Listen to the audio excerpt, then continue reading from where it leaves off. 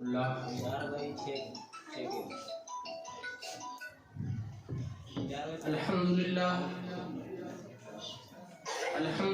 وحدہ وکفا وسلام علی عبادہ الذین اصطفى اما بعد قال اللہ تعالی فاعوذ باللہ من الشیطان الرجیم بسم اللہ الرحمن الرحیم انا نحن نزلنا الذکر وانا لہ لحافظون صدق اللہ العظیم۔ وہ معزز کے زمانے میں مسلمان ہو کر اور ہم خوار ہوئے تاریخ قرآن ہو کر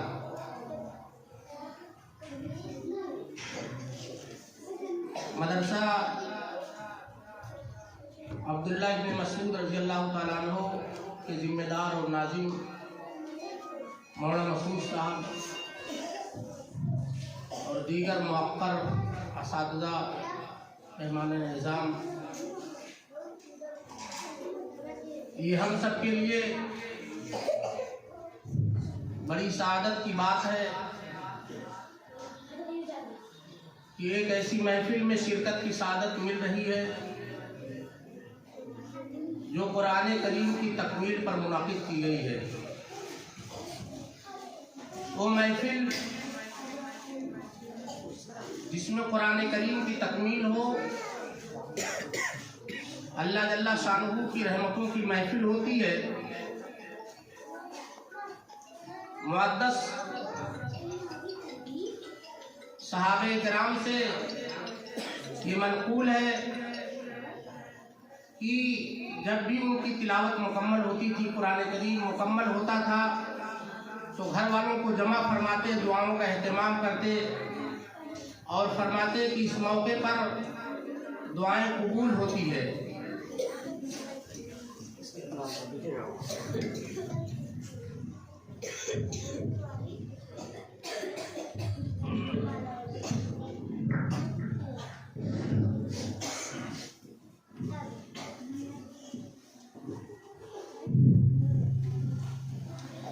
صحابہ کرام سے یہ بات منقول ہے کہ جب ان کی تلاوت مکمل ہو جاتی تھی تو گھر والوں کو جمع فرماتے، دعاؤں کا اہتمام کرتے اور کہتے کہ اس موقع پہ دعائیں قبول ہوتی ہیں۔ تو یہ محفل اللہ جل شانہ کی محفل ہے، ان کی رحمتوں کی محفل ہے، اور ایسی محفل میں شرکت کی سعادت مل جائے، یہ ہم سب کے لیے بڑی سعادت کی بات ہے۔ میں سب سے پہلے اس بچے حافظ ابو ذر کو، ان کے والدین کو، ان کے اساتذہ کو، ان کے خاندان کے لوگوں کو اس بات کی تحریر سے مبارکباد دیتا ہوں کہ اللہ تبارک و تعالیٰ نے اس بچے کے سینے کو قرآن سے منور کر دیا اور اس بچے کے سینے کو قرآن کی حفاظت کا ذریعہ بنایا۔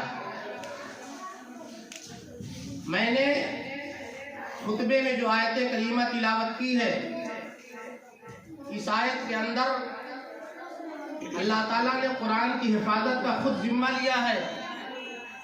اللہ نے فرمایا انا نحن نزلنا الذکر، ہم نے قرآن نازل کیا، وَإِنَّا لَهُ لَحَافِظُونَ، اور ہم ہی اس کی حفاظت کریں گے۔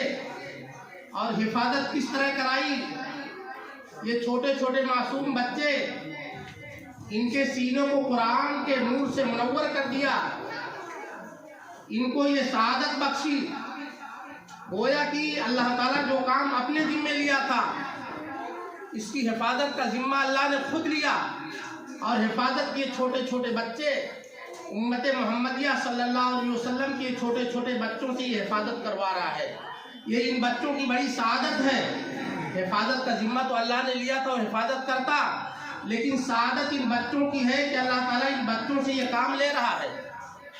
اور جب اللہ تعالیٰ ان بچوں سے یہ کام لے رہا ہے تو اللہ تعالیٰ نے نبی کریم صلی اللہ علیہ وسلم کی زبان سے یہ وعدہ فرمایا، من قرأ القرآن جو قرآن کا حافظ ہو گیا فاستظہرہ فاحل حلالہ وحرم حرامہ، اور اس کے حلال کو حلال جانا اور اس کے حرام کو حرام جانا، ادخلہ اللہ الجنہ، اللہ اس کو جنت میں داخل کرے گا۔ یہ کون کہہ رہا ہے؟ یہ نبی کریم صلی اللہ علیہ وسلم بشارت دے رہے ہیں۔ آپ اسے کچھ بھی کہیے، آپ اسے حافظ بھی کہہ کر پکارے، آپ ملا بھی کہہ کر پکارے، آپ صوفی بھی کہہ کر پکارے، آپ اسے مسجد کا امام سمجھ کر اس کی قدر نہ کریں، آپ اسے مسجد کا مؤذن سمجھ کر اس کو عزت نہ دیں، آپ اس کو دنیا کی گری پڑی مخلوق سمجھیں، لیکن رسول اللہ صلی اللہ علیہ وسلم نے یہ بشارت دی ہے ادخلہ اللہ الجنہ، اللہ اس کو جنت میں داخل کرے گا۔ اور یہی نہیں، جس طرح دنیا میں کچھ لوگ حکومتوں کے قریب ہوتے ہیں،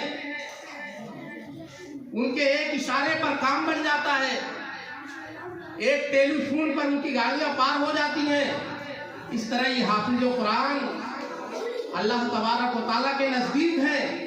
کل اللہ تعالیٰ ان حافظ قرآن سے فرمائے گا کہ اپنے خاندان کے 10 ایسے لوگوں کو جن پر جہنم واجب ہو چکی ہے، ان کے حق میں شفاعت کر تمہاری شفاعت قبول کی جائے گی۔ اور حافظ قرآن کے بارے میں رسول اللہ صلی اللہ علیہ وسلم نے یہ بھی بشارت دی ہے کہ جنت کے مختلف درجے ہیں، لامتناہی درجے ہیں، لیکن حافظ قرآن سے کہا جائے گا تو قرآن پڑھتا جا اور جنت کے درجوں پر چڑھتا جا، تمہاری آخری منزل وہاں ہوگی جہاں تم آخری آیت پڑھو گے۔ اور حافظ قرآن کے ماں باپ کے بارے میں رسول اللہ صلی اللہ علیہ وسلم نے فرمایا کہ اللہ تعالیٰ ان کے سر پہ ایسا تاج رکھے گا جن کی روشنی اور چمک سورج کی روشنی سے کہیں زیادہ ہوگی۔ یہ احساس، یہ مقام اللہ تعالیٰ نے حافظ قرآن کو عطا فرمایا۔ آج یہ مقام ہمیں نظر نہیں آ رہا ہے، اس لیے کہ ہمارے چاروں طرف مادے کی دنیا پھیلی ہوئی ہے۔ اس مادے کی دنیا میں ہم تعلیم کو روپے پیسے سے تول رہے ہیں۔ کون سی تعلیم کتنا پیسہ دلائے گی؟ کون سی تعلیم سے جاب کیسی ملے گی؟ کون سی تعلیم سے انسان دنیاوی ترقی کتنا کرے گا؟ اس اعتبار سے ہم تعلیم کو تول رہے ہیں۔ یہ جو دنیا کی ڈگریاں ہیں، ڈاکٹر کی، انجینئر کی، اس کی ہمیں تو وقات ہے، لیکن یہ اللہ تعالیٰ نے جو اتنا بڑا اعزاز عطا فرمایا ہے، اس کی ہمیں وقات نہیں ہے۔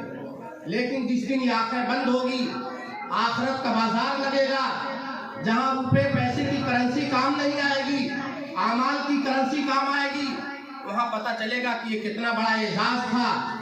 تو یہ اللہ تعالیٰ نے حافظ قرآن کو بہت بڑا اعزاز عطا فرمایا ہے کہ اپنا کام، جس کام کی ذمہ داری اللہ نے خود لی تھی، وہ ان بچوں سے کرا رہا ہے۔ تو میرے بھائی، یہ حافظ قرآن بن جانا یہ بہت بڑا انعام ہے اللہ تعالیٰ کا۔ اللہ تبارک و تعالیٰ نے یہ قرآن جو آج ہمارے ہاتھوں میں دے رکھا ہے، جو آج ہمارے گھروں میں قرآن موجود ہے، یہ اللہ کی بہت بڑی نعمت ہے۔ مسلمانوں، قرآن کی قدر کو پہچانو۔ تمہاری مشکلات دور ہوں گی تو قرآن کے ذریعے سے دور ہوں گی، تمہیں چین و سکون ملے گا تو قرآن کے ذریعے سے ملے گا، تمہیں عزت ملے گی قرآن کے ذریعے سے ملے گی، تم ذلت سے بچو گے تو قرآن کے ذریعے سے بچو گے۔ نبی کریم صلی اللہ علیہ وسلم نے فرمایا ان اللہ یرفع بہذا الکتاب اقواما ویضع بہ آخرین، بے شک اللہ تعالیٰ اس کتاب کے ذریعے سے بعض قوموں کو سر بلند کر دیتا ہے اور بعض قوموں کو ذلیل و پست کر دیتا ہے۔ جس نے قرآن کو سینے سے لگایا، قرآن کو پڑھا، اس پر عمل کیا، اس کو اللہ تعالیٰ سر بلند کر دیتا ہے۔ اور جو اس قرآن کریم کو طاقوں میں سجا کر رکھ دیا، سالوں سال نہیں چھوتے، اللہ تعالیٰ انہیں ذلیل و خوار کر دے گا۔ آج ہمارے درمیان کتنے لوگ ہیں جن کی عمر 50 سال ہو گئی، 60 سال ہو گئی، لیکن قرآن صحیح پڑھنا نہیں جانتے، سیکھنے کا جذبہ ہی نہیں ہے۔ 50 سال کی عمر ہو گئی، 60 سال کی عمر ہو گئی، وہی بچپنے میں جو 7 سورت 8 سورت یاد کیے، آج تک وہی 8 سورت زبان یاد ہے، اس کے علاوہ آگے یاد کرنے کی توفیق نہیں ہوئی۔ یہ ہے قرآن سے ہمارا رشتہ۔ آج کی مجلس میں میں آپ حضرات کے سامنے قرآن کے 3 حقوق رکھتا ہوں، اور ہر مسلمان کوشش کرے कि इन हुकूक को अदा करने की कोशिश करें। कुरान का पहला हक ये है कि इसकी तिलावत की जाए और सही तिलावत की जाए, एक एक हुरूफ को मखारिज के साथ, सेहत के साथ कुरान करीम पढ़ा जाए। ये मदरसे इसीलिए कायम किए जाते हैं कि बच्चे कुरान सही पढ़ना सीख लें। हर शख्स की जिम्मेदारी है कि कुरान सही पढ़ने की कोशिश करे।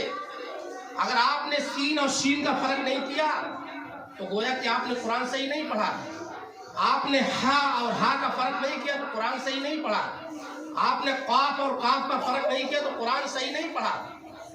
आप अंदाजा कीजिए, कुरान अरबी ज़बान में उतरा और सहाबे किराम तकरीबन सब के सब अरबी थे, लेकिन एक एक सहाबी को नबी करीम सल्लल्लाहु अलैहि वसल्लम ने कुरान पढ़ करके बतलाया कि देखो कुरान इस तरह पढ़ा जाता है।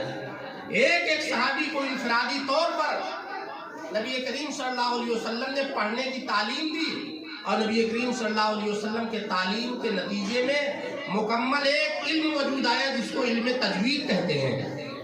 ये तजवीद का इल्म नबी करीम सल्लल्लाहु अलैहि वसल्लम ने ईजाद किया। ये तजवीद का इल्म आपको दुनिया की किसी जबान में नहीं मिलेगा।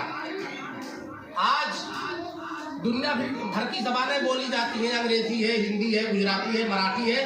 आप किसी जबान के माहिर से पूछ लीजिए कि हुरूफ की जो अदायगी है, उसका जो तलफ्फुज है, जबान कहाँ लगे तो कौन सा हुरूफ निकलेगा, इसका कोई कायदा है, कोई ग्रामर है?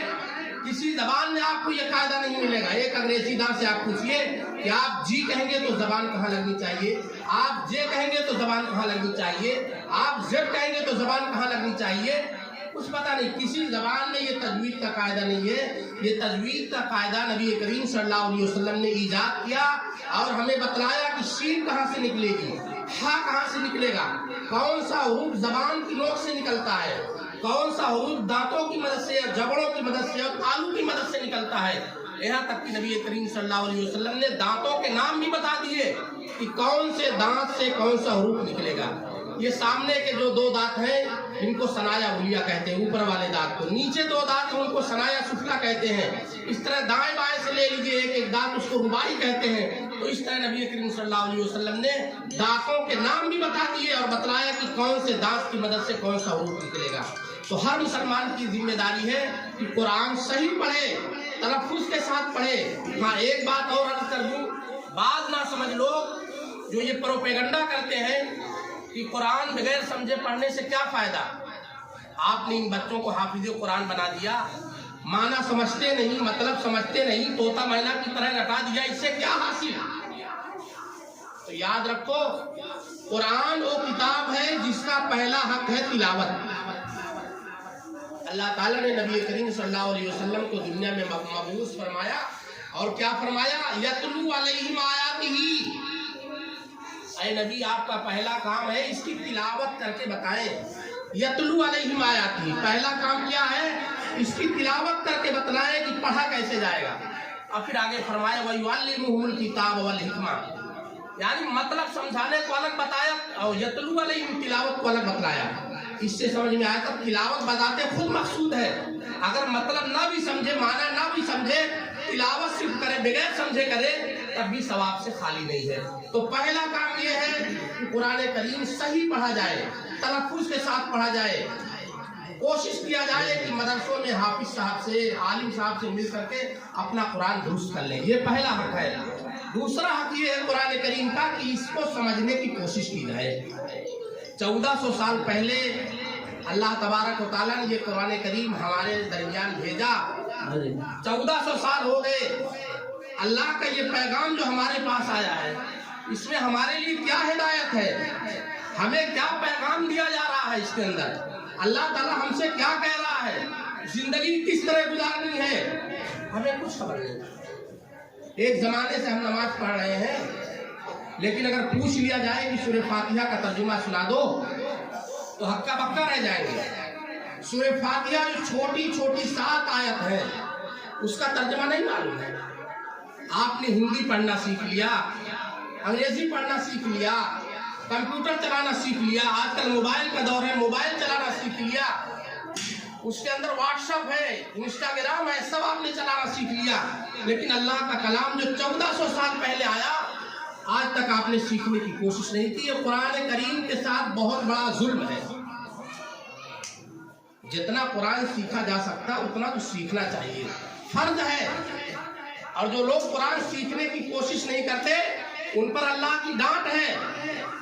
اللہ تبارک و تعالیٰ نے فرمایا افلا یتدبرون القرآن, جو لوگ قرآن میں غور نہیں کرتے, اس کو سمجھنے کی کوشش نہیں کرتے, ام علی قلوب اقفالھا, ان کے دلوں پر تالا لگا ہوا ہے. یہ کون کہہ رہا؟ اللہ تبارک و تعالیٰ کہہ رہے ہیں کہ جو لوگ قرآن سمجھنے کی کوشش نہیں کرتے, قرآن میں غور و فکر کرنے کی کوشش نہیں کرتے, ام علی قلوب اقفالھا, ان کے دلوں پر تالا لگا ہوا ہے.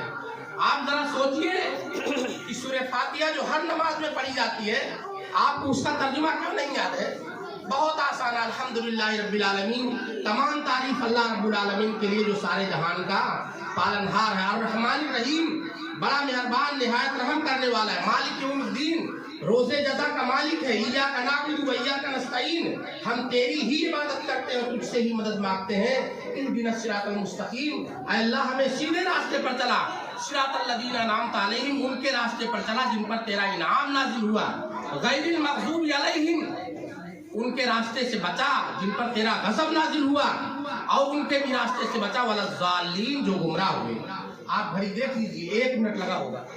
یہ 1 منٹ کا ترجمہ آپ کو کیوں نہیں یاد ہے؟ جو قرآن کے ساتھ غفلت ہے.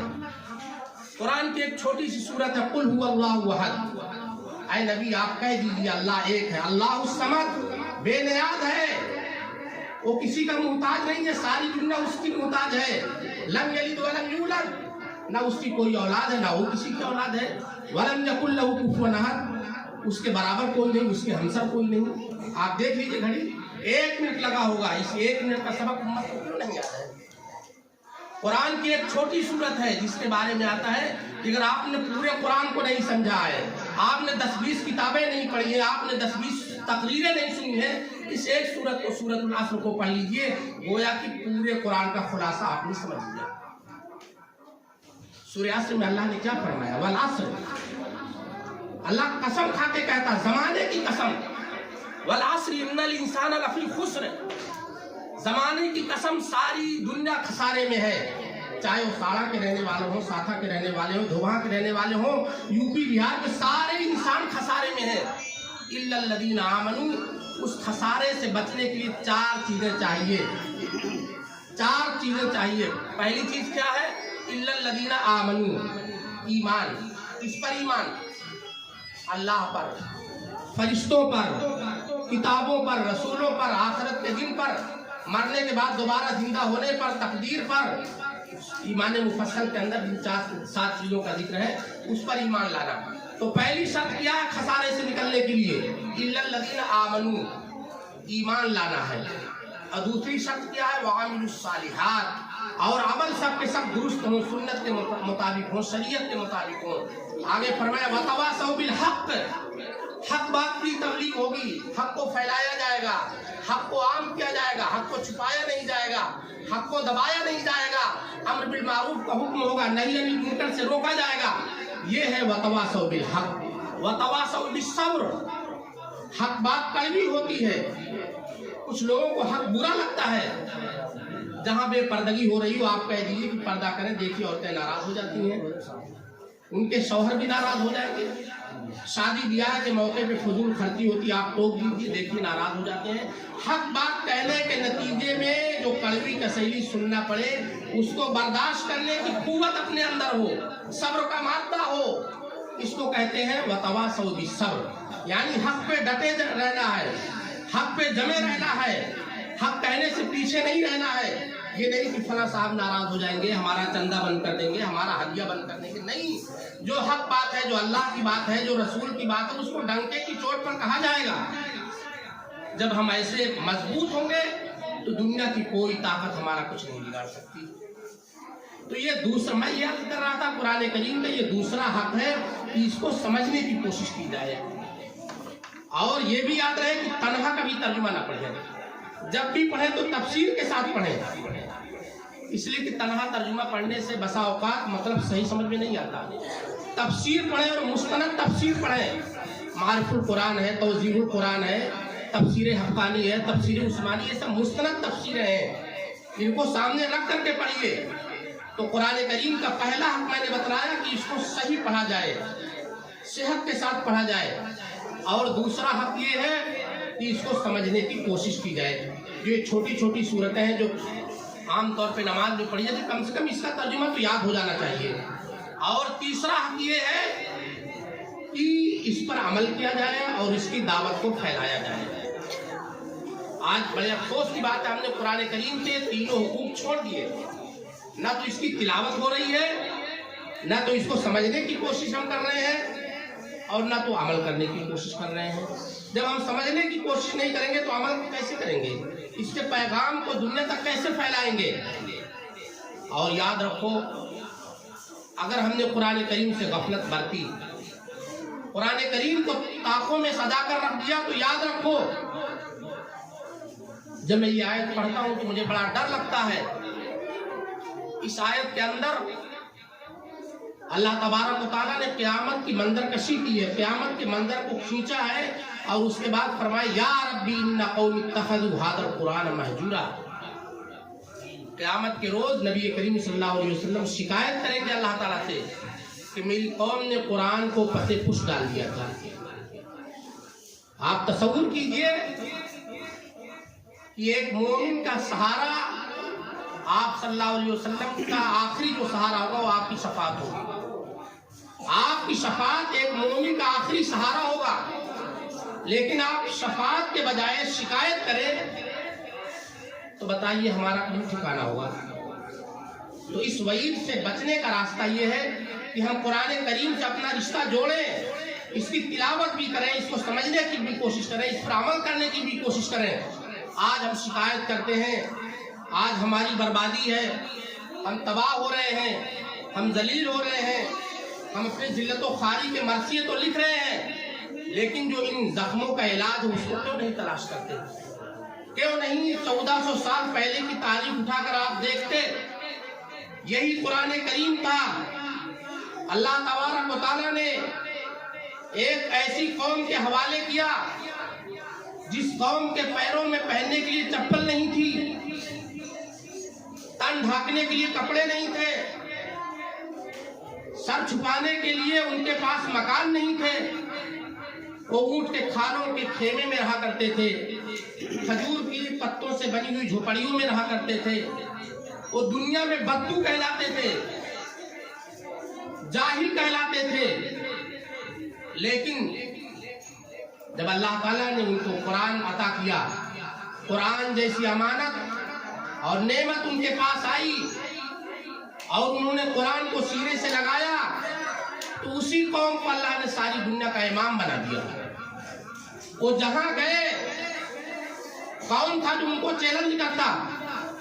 انہوں نے دریاؤں میں گھوڑے ڈالے، دریاؤں میں ڈبونے سے انکار کر دیا، افریقہ کے خطرناک جنگل میں پہنچ گئے، اور عقبہ بن نافع رضی اللہ تعالیٰ عنہ بن کر جنگل کے ایک سرے پہ کھڑے ہو کے آواز لگائی، اے جنگل کے رہنے والے ہو، چرندوں درندوں، آج سے ہمارا یہاں بسیرا ہوگا، تم جنگل خالی کر دو.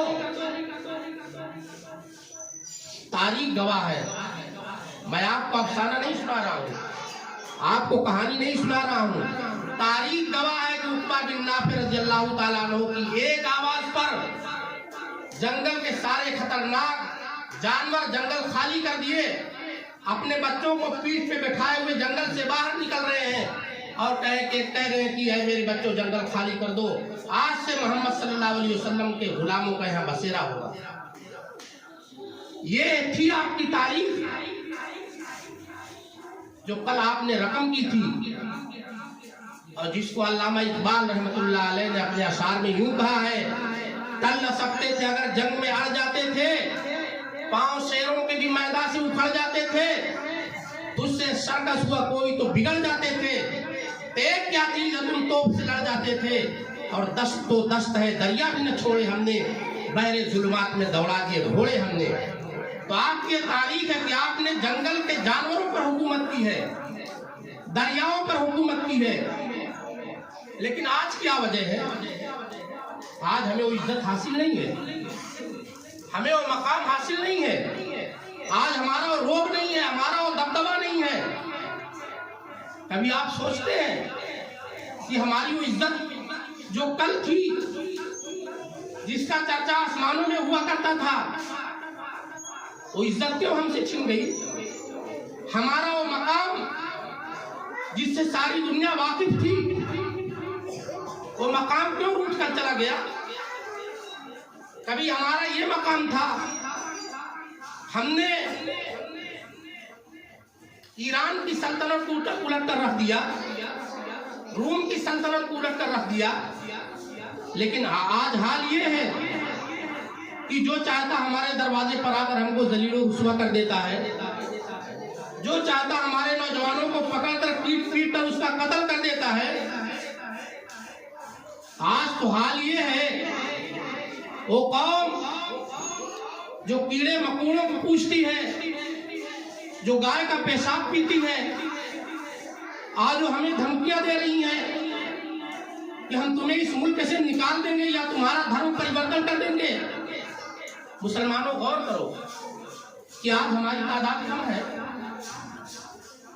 अगर कागज के एतबार से, वोटर लिस्ट के एतबार से देखा जाए तो पूरी दुनिया में मुसलमानों की तादाद 1 अरब 75 करोड़ है।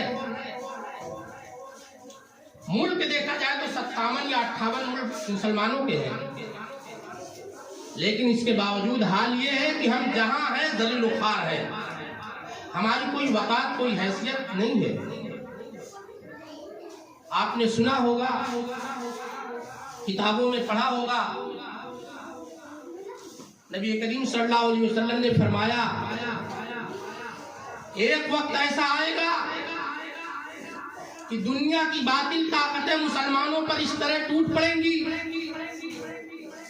जिस तरह लोग दस्तरखान पे टूट पड़ते हैं। जिस तरह दस्तरखान बिछा करके लोग एक दूसरे को खाने की दावत देते कि आ जाओ दस्तरखान लगा है, ठीक इसी तरह नबी करीम सल्लल्लाहु अलैहि वसल्लम ने फरमाया कि एक वक्त आएगा कि दुनिया की सारी बातिल ताकतें मुत्तहिद हो जाएंगी और मुसलमानों पर इस तरह टूट पड़ेंगी जिस तरह भूखे दस्तरखान पे टूट पड़ते हैं।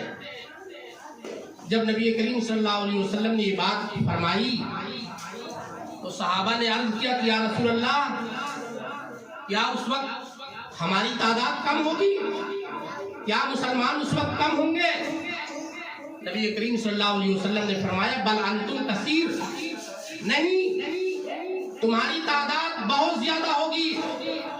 गुसाउन बगुसाई सैल, जिस तरह सैलाब के जमाने में पूरा करकट, झाड़ झंखाड़ पानी के ऊपर की सतह पर बहते हैं, आपने देखा होगा बरसात के जमाने में सड़कों और नालियों के ऊपर से जो पानी बहता है, उस पानी के ऊपर कितने कूड़ा करकट होते हैं, कितने झाड़ झंखाड़ होते हैं। अगर उनको शुमार किया जाए तो शुमार नहीं किया जा सकता।